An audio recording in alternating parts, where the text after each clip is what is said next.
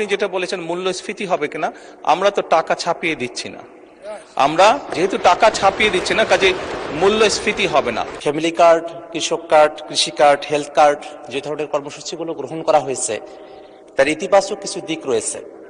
জানার বিষয় হলো যে ঠিক কতজন ব্যক্তিকে বা পরিবারকে এই কার্ডগুলোর আওতায় নিয়ে আসা হবে, তাতে কতটুকু বাজেট বরাদ্দ করা হবে এবং সেই বাজেট বরাদ্দ সমন্বয় করতে গিয়ে মূল্যস্ফীতি, মুদ্রাস্ফীতির মতো পরিবেশ পরিস্থিতি তৈরি হওয়ার মতো পরিস্থিতি তৈরি হয়, সেটার ব্যাপারে সরকারের পরিকল্পনা কি, আপনার মাধ্যমে মাননীয় প্রধানমন্ত্রীর কাছে সে ব্যাপারে জানতে চাই।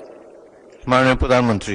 মাননীয় সংসদ সদস্য, আপনি যে প্রশ্নটি করেছেন যে কতজন মানুষের কাছে আমরা পৌঁছে দেব, তাই তো, এবং মূল্যস্ফীতি হবে কিনা, বাজেট কত, স্বাভাবিকভাবে বাজেট কত এটি আমরা আপনাদেরকে এখনই বলছি না।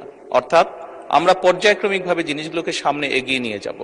আমাদের এক একটি কৃষক কার্ড এবং এক একটি ফ্যামিলি কার্ডে আমরা রেখেছি, কৃষক কার্ড যারা পাবেন সেই সকল কৃষক ২৫০০ টাকা পাবেন বছরে, এবং ফ্যামিলি কার্ডে যারা পাবেন তারা সে সকল নারী প্রতি মাসে ২৫০০ টাকা পাবেন।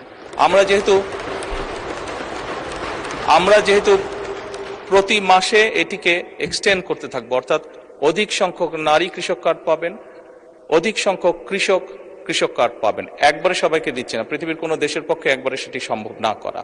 সেই জন্য প্রতি বছরই আমরা বাজেটের স্যাংশন বাড়াবো, প্রতি বছরই বাজেটে আমরা টাকা অ্যালোকেট করব, এভাবে পর্যায়ক্রমিকভাবে ধীরে ধীরে আমরা এগোবো।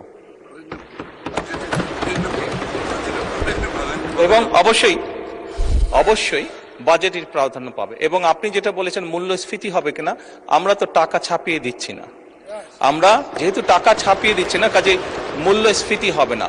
বরং আমরা মনে করি এই টাকাগুলো যখন মার্কেটে যাবে, যারা কৃষক কার্ড পাচ্ছেন সেই সকল কৃষক, যারা প্রান্তিক পর্যায়ে নারীরা যারা পাচ্ছেন টাকা, নিশ্চয়ই তারা সিঙ্গাপুর বা বিভিন্ন দেশে টাকা পাচার করবে না, সেই টাকা লোকাল অর্থনীতি দিয়ে তারা খরচ করবেন।